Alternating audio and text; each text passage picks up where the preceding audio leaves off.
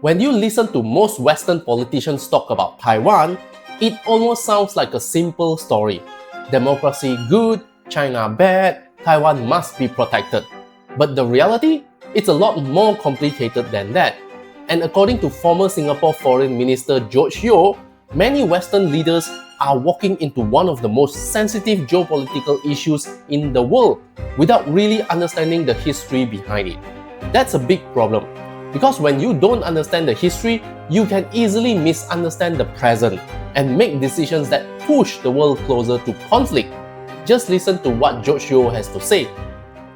And Taiwan is an issue so lightly played that is alarming to me. How European leaders, European countries say, oh no, we love Taiwanese, we love Taiwan. They know nothing about Taiwan, but they love Taiwan.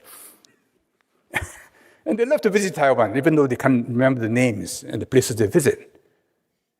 They do that in order to support the Americans and to satisfy themselves that they are being tough with China. Because China is too big, we've got to show that we are also strong.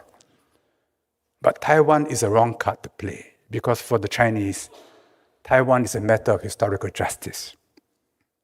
In the 1943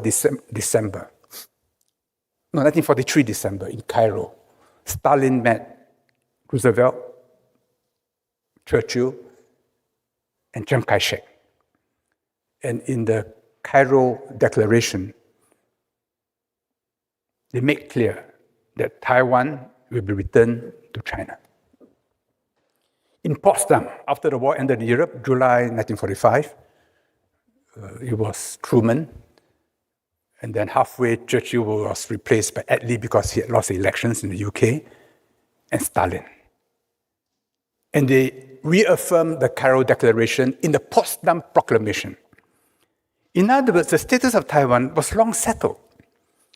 During the Civil War in China, the American Navy helped the KMT to occupy islands in the South China Sea because the US accepted that those islands were part of China. They were occupied by Japan as a part of China.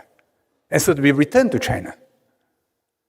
But now, because China is a preoccupation, many issues are being revisited, despite the history. But for the Chinese, Taiwan was lost because their fleet was sunk by Japan in 1994. And there was a humiliating peace agreement called the Treaty of Shimonoseki that year, leading to Japan taking over Taiwan and ruling it for 50 years. For China, it is not an issue which is negotiable. And any Chinese leader who takes a different position, however autocratic, will lose the overwhelming support of the Chinese people. Now, other issues you can talk about. You can talk about trade, you can talk about intellectual property, you can talk about chips. I think the Chinese can look after themselves. But on Taiwan, they will go to war. If they believe that the US intends to keep Taiwan separate, independent if possible, forever. The accusation is made that China is about to invade Taiwan, that Xi Jinping wants to do it for his legacy. This will not explain why in 2015 in Singapore, Xi Jinping, 2 years after he became president, met Ma Ying-jeou, the president of Taiwan in Singapore, as an equal. It was never done before. It was unprecedented. And it was done at great risk to himself. They had dinner at the Shangri-La Hotel. I was in the Quad group at the time, so I asked, who paid for the bill? I was told 50-50, down to the last cent, 50-50. Xi Jinping, of course, brought his 52% Mao Tai from Guizhou. Ma Ying-jeou, not to be outdone, brought his 52% Jingmen Gaoliang.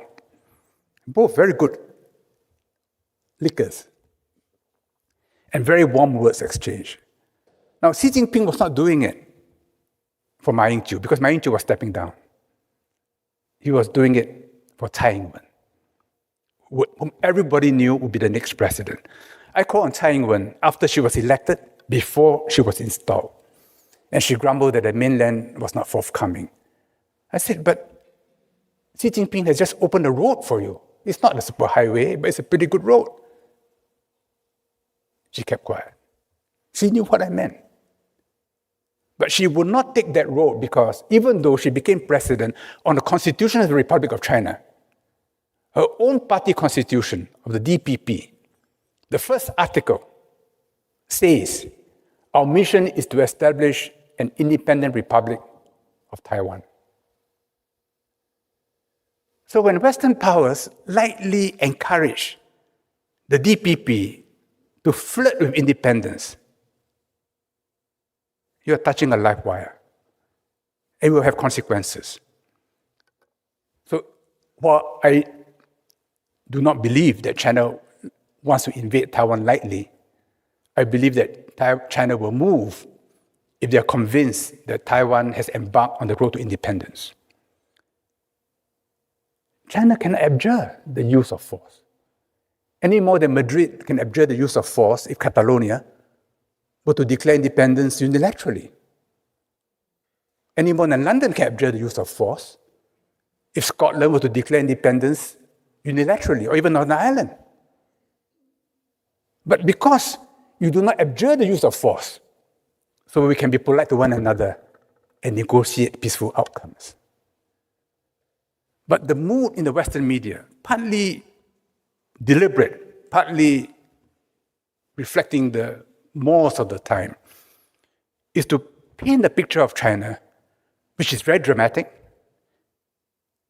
and very black, and is leading to wrong decisions being taken in Europe.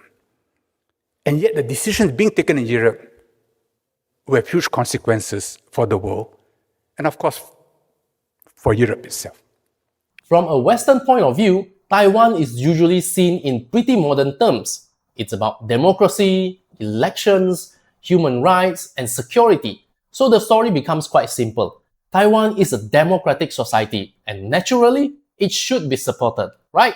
But China sees it in a very different way. For China, Taiwan isn't just about today's politics. It's tied to history, identity, and memory.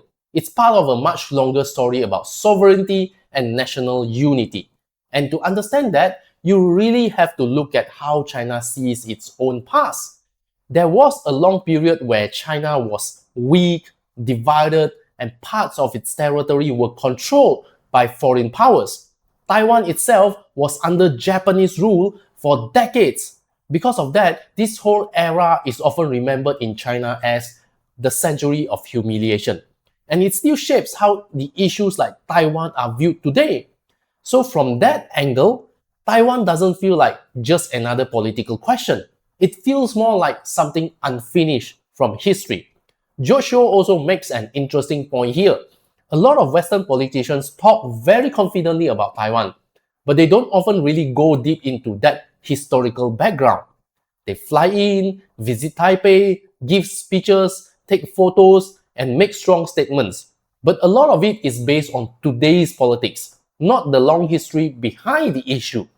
And that's how Taiwan slowly becomes part of a bigger geopolitical story in the West, especially in the US-China rivalry, instead of being understood on its own terms. Now, over time, the global position on Taiwan has also shifted. In the past, many countries were closer to a one China position. But as China's power grew economically and politically, things started to get more complicated. Today, a lot of Western countries try to walk the fine line. They support Taiwan in different ways, but they still don't officially recognize independence. And according to George Yeo, that shift isn't just about values or principles. It's also about how global power itself has changed. Now here's where the real risk comes in. It's not necessarily that war is unavoidable.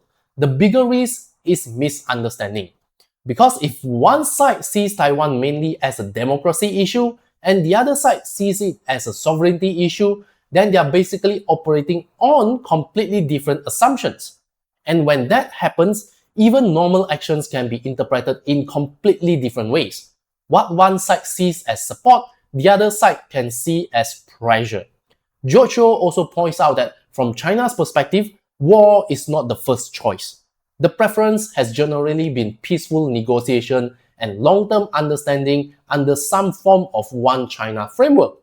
There have been moments where dialogue across the Taiwan Strait seemed possible, so communication isn't completely closed off, but there's still a very clear red line, and that is anything that looks like permanent separation. From Beijing's point of view, that crosses into something very serious, and that's what makes the situation so sensitive. Because on one side, Western governments sees their action as supporting democracy and stability, but on the other side, China often sees those same actions as strategic pressure or interference. So both sides become more cautious, more suspicious, and over time, that slowly builds tension. A simple way to understand George Yeo's point is this. For China, Taiwan is similar to how other countries would feel about regions trying to break away. It's not just politics, it's about national unity and identity. And in the end, that's really the core issue. Not who is right or wrong, but the fact that both sides are looking at the same situation through completely different assumptions. And when that happens between major powers, even small things can become much more serious than they actually look. That's why Taiwan isn't just another geopolitical headline. It's one of the most sensitive issues in the world right now. Not necessarily because war is certain, but because misunderstanding makes everything a lot more fragile than it appears. So, what do you think? Is the West actually misunderstanding China on Taiwan? Or is China the one being misunderstood by the West? Or are both sides just using Taiwan for their own interests? Let me know what you think in the comments. And don't forget to like and subscribe if you want more content like this. Thank you for watching.